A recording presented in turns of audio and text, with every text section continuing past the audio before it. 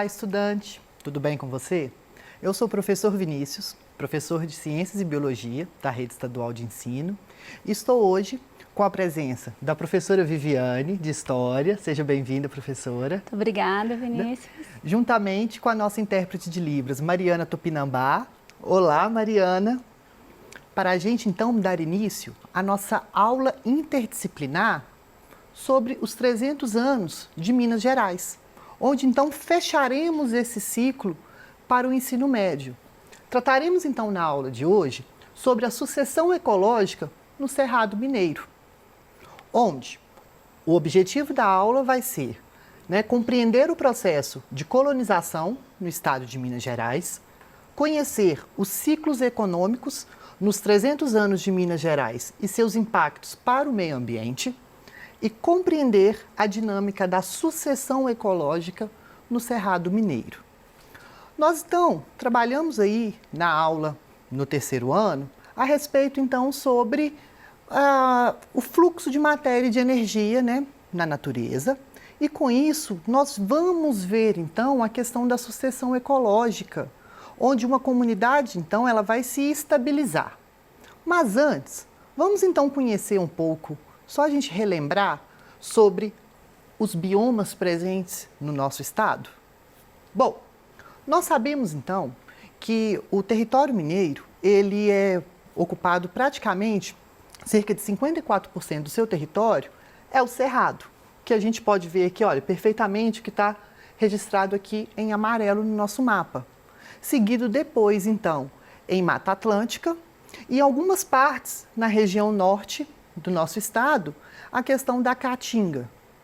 Mas então, como a gente viu aqui no nosso mapa, o cerrado ele vai ser predominante no nosso território e é o bioma característico nosso, onde esse cerrado ele vai possuir várias variações.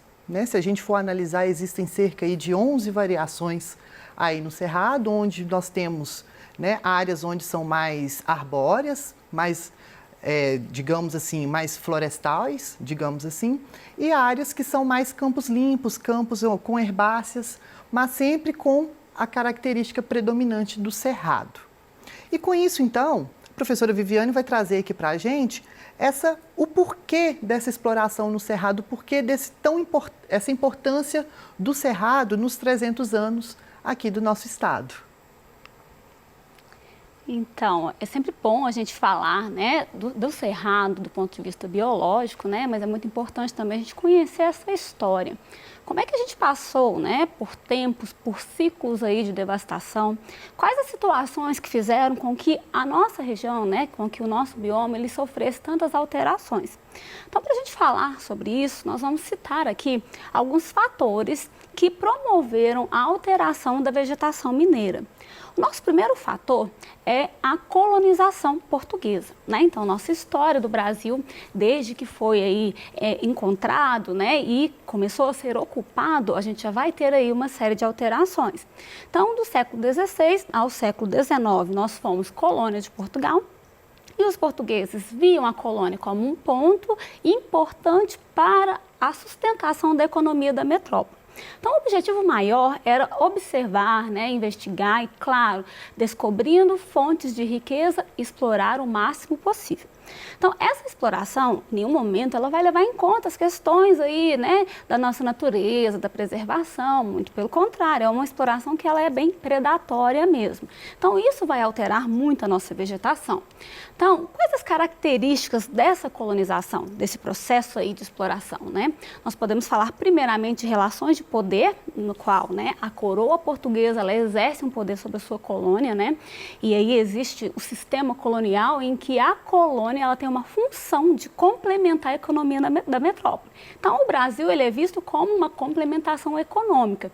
E essa forma de entender o Brasil, a nossa colônia, ela é geradora de tanta devastação também. Então, nessas relações de poder, existia aí a questão da dominação, interesse de dominar, A justificativa religiosa, né, que é a catequização, a questão aí do povoamento, ou seja, é preciso povoar o lugar para que outro país, né, para que outro estado não domine essa região, isso é muito importante. A exploração, como nós falamos, e uma questão muito importante que é o ideário civilizatório, que é dizer que os europeus, sendo mais evoluídos, teriam a missão também de civilizar os povos atrasados que viviam aqui. O que a gente sabe que é muito errôneo, né? É uma expressão aí que não condiz, né, com a respeito da nossa população. A gente tem níveis, né, de conhecimento culturais que são diferentes, né, características, melhor dizendo, culturais diferentes, mas não há aí uma forma de colocar isso como superior ou inferior, né? Então, outros fatores aí para a nossa devastação aí, a questão do desbravamento do interior. A gente também chama de desbravamento do sertão. E é muito interessante falar no desbravamento do sertão, né? O professor Vinícius pode até falar um pouco disso, porque não é um sertão. Na verdade, a gente sabe da vegetação nossa, né? Que é um cerrado, que a gente tem muitas florestas e tal. Mas os portugueses chamavam de sertão por ser um lugar desconhecido, né? Um lugar aí, talvez até perigoso, né? Um local aí que oferecia dificuldades, né?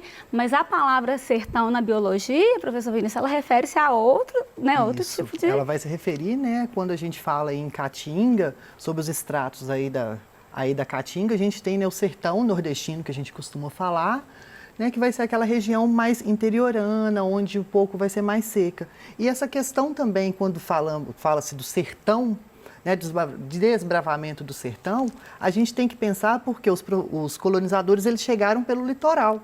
Então, eles saem de um bioma de Mata Atlântica, floresta, com clima completamente diferente, e à medida que vai, então, né, desbravando aí para o nosso interior aqui de Minas Gerais, vamos pegar aqui, por exemplo, então, a região de Ouro Preto, né, que está aqui mais próxima, que é a região metropolitana, onde foi uma cidade histórica importante, Mariana, Ouro Preto, na questão mineração e em outros aspectos históricos.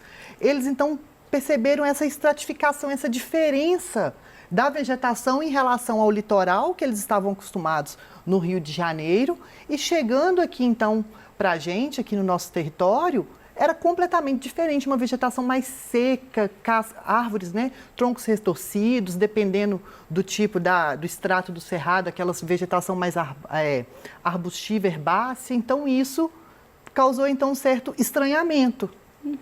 Né? Então, isso vem trazendo uma grande, digamos assim, modificação e curiosidade a respeito disso. Então, a gente falar a respeito desse desbravamento, né, a gente até volta na questão aí dos motivos, né? E dentre os tantos motivos que nós podemos citar, a nossa imagem até fala dos prisioneiros, os índios, né? Os povos indígenas que foram escravizados nesse contexto. Então, muitas missões, muitas expedições que exploravam o sertão buscavam, além de riquezas minerais, né, pessoas para serem escravizadas nesse contexto. Então, isso é uma marca muito forte também aí para essa devastação e para essa alteração das características naturais do local, né? Então, a gente tem algumas características aí desse processo exploratório, né? A gente fala que esse desbravamento do interior, né, que é um processo de expansão e conquista do território brasileiro, ele é muito marcado por vários tipos de expedições, né? A gente chama atenção para as entradas e as bandeiras. As entradas são expedições oficiais, né? A própria coroa portuguesa financiava, e o interesse era justamente conhecer o local, né? Mapear as riquezas, né? Analisar melhor o território e levar o máximo de informação possível para que a coroa portuguesa pudesse explorar mais, né? E as bandeiras, que já eram empreendimentos particulares, né? Pessoas que se lançavam aí, né? Que não respeitavam muito a questão do Tratado de Tordesilhas, né? Qual território era dos portugueses, qual era dos espanhóis, mas que se lançaram nessa aventura para descobrir algo, para conseguir alguma riqueza e também escravizar nativos. Então, a gente até fala muito das bandeiras paulistas, né? E é atribuído aos bandeirantes paulistas a descoberta do ouro da nossa região. Outro fator, né, que aí a gente já vai relacionando, é a questão da descoberta do ouro, que a gente acabou de falar, né, que essa descoberta, ela vai gerar uma alteração substancial na região de hoje é Minas Gerais, né? Justamente porque ela vai chamar a atenção. A gente fala que há um deslocamento das atenções, né? Que antes ficava muito na região Nordeste e depois passa para a região Sudeste, né? E Centro-Oeste. Então, há aí, né, uma preocupação muito grande com as riquezas que essa região ela vai oferecer. Então, a gente tem a descoberta e o processo de exploração do ouro, a formação de povoamentos, né? Então, não é só alteração no solo por causa da retirada do ouro, mas a gente vai ter também as moradias que vão ser construídas ali nos locais, né? As relações com o meio, porque eles precisam produzir, eles precisam se alimentar, né? Então, a gente tem uma série de alteração. Então, como eu falei, a gente tem aí essa mudança do eixo político que sai do Nordeste e vem para a região, né, Sudeste, onde Minas Gerais está. E um crescimento demográfico muito grande também é uma característica, né, gente? Porque quando se descobriu o ouro, o que a gente tem é uma verdadeira corrida, né? Então, pessoas saem de vários lugares, tanto do Brasil quanto de Portugal, de outras regiões, com aquele desejo de ficar rico da noite para o dia. E realmente, de início, o ouro ele era encontrado tão facilmente, né, que as pessoas se enriqueciam mesmo. E tudo isso fez movimentar também o mercado interno, que gera a necessidade de plantio, né, de alimentos também. E a agricultura, ela também promove, né, Vinícius, uma alteração no solo, uma alteração na vegetação. Né? Exatamente, a partir do momento, então, né, principalmente essa questão do povoamento, da mineração, já vem, então, tendo um impacto ambiental aí, a questão, né, do desmatamento, de tudo mais. E quando vem, então, a questão da agricultura, ela se acaba o quê? Plantando, retirando, então, a vegetação nativa. Por mais que a gente sabe que o solo do Cerrado, ele é um solo pouco propício, né, um solo mais ácido, mas eles encontraram, então, produtos que são fontes que podem ser cultivados aqui, a questão até mesmo da própria pecuária, que vai ser bem forte, que Viviane vai falar mais para frente um pouco, e isso acaba o quê? Causando um impacto ambiental aí, se a gente for ver, muito grande. Mas, Vinícius, como assim? Não é aquele impacto ambiental onde eu vou ali, minero, igual a gente pode ver principalmente ali na cidade de Itabira, quem conhece, né? Uma região ali que foi muito minerada, que ficou muito descaracterizada. A região de Itabirito também aconteceu isso. Até a própria Mariana, Ouro Preto, a gente consegue perceber algumas alterações ali, né? Em questão, digamos assim, ambiental. Mas quando a gente vem na questão da agricultura e da pecuária, isso ela traz sim um impacto muito grande para o solo. A partir do momento então que a gente tem um grande volume de criação de gado e de exploração e plantando ali, tratando esse solo de outras maneiras, eu estou alterando a característica, essa dinâmica local. Então isso pode acontecer vários assim impactos que isso ao longo prazo, isso vai gerar uma descaracterização. Realmente, né, Vinícius? Então, essas alterações, elas vão marcar mesmo, né, as nossas características atuais. Então, a gente vai falar sobre a decadência do ouro, exatamente, porque a gente já iniciou aqui, né, e a pecuária e a agricultura.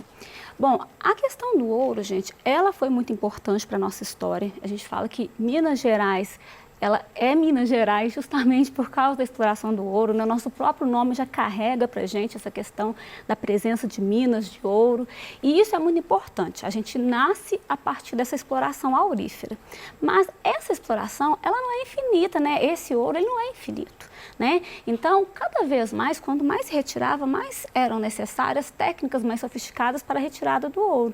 Então, essas técnicas que elas não eram de fácil acesso, elas acabaram limitando a exploração, né? Então, a gente tinha aí a falta dessas técnicas que permitiriam a continuidade dessa exploração. Então, a gente tem o esgotamento das minas também, né? Porque a gente sabe, tudo que retira e não coloca de novo acaba, né? Então, a gente precisa entender que há um esgotamento também. A necessidade de víveres, ou seja, né, de meios de sobrevivência, a gente precisa de alimento. As pessoas que estão na região, elas se firmaram ali, elas fixaram ali, elas precisam comer, elas precisam viver, né? Então, a gente tem um crescimento muito grande da agricultura e da pecuária. É até muito interessante a gente falar, porque como a gente teve um processo de povoamento acelerado por causa da questão da mineração, as pessoas contam que o que hoje a gente gasta para comprar um anel de ouro, por exemplo, ou uma aliança de ouro, né? É o preço de uma galinha naquela época. Tão caro que era a alimentação, porque as pessoas vieram tão focadas na mineração que aí você não tinha tinha alimento suficiente. Então, o gado, os alimentos vinham de muito longe, o que encarecia muito. Com o tempo, as pessoas perceberam que a plantação e a pecuária poderia ser tanto lucrativa quanto a exploração aurífera, já que a necessidade ela só aumentava, né? Então, a gente tem aí uma marca muito grande, essa é uma imagem que ajuda a gente muito a perceber essa alteração do solo, né? Como há uma manipulação aí por causa da extração do ouro. Né? Então, a gente fala do processo de colonização político, né? Mas esse processo de colonização ecológico. Né? Então, como resultado, a gente tem cerca de 66% da vegetação de Minas Gerais devastada pelo processo colonizador. Né? A gente tem a exploração aurífera como uma das maiores responsáveis aí pelas alterações e ocupação do território. A perda da cobertura vegetal ela acaba se agravando, né, com o avanço da pecuária, que também, né, é um fator que afeta a permeabilidade do solo. E a gente tem a questão do uso do fogo, que é recorrente, né, que foi recorrente como uma maneira de utilização do solo, que dificulta ainda mais essa recuperação do nosso solo. E aí, quando a gente vê essa questão, principalmente, igual a Viviane falou, da ocupação, né, cerca de 66% aí, né, da cobertura vegetal do Cerrado, ela foi devastada. Isso aconteceu muito também, início aí na década de 60, 40, 50, 60, devido então a esse processo então de urbanização. Porque o que é que vai acontecer? Aconteceu um desmatamento muito grande e com isso a utilização do fogo, porque se a gente parar para pensar, existem períodos de seca no nosso estado, onde as queimadas são propícias, então isso prejudicou muito. E aí quando nós falamos, né, que a pressão demográfica ela gerou a redução das florestas, né, e a colonização portuguesa ela causou grande degradação natural, o empobrecimento do solo e a redução da biodiversidade. E isso vai alterar então e vai interferir na sucessão ecológica que a gente vai ver aqui.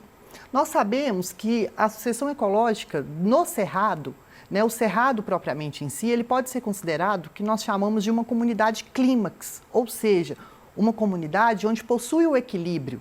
Nós já vimos isso na nossa aula, né, na aula anterior, onde falamos sobre produtividade, mas a gente vem aqui falando um pouco, por quê?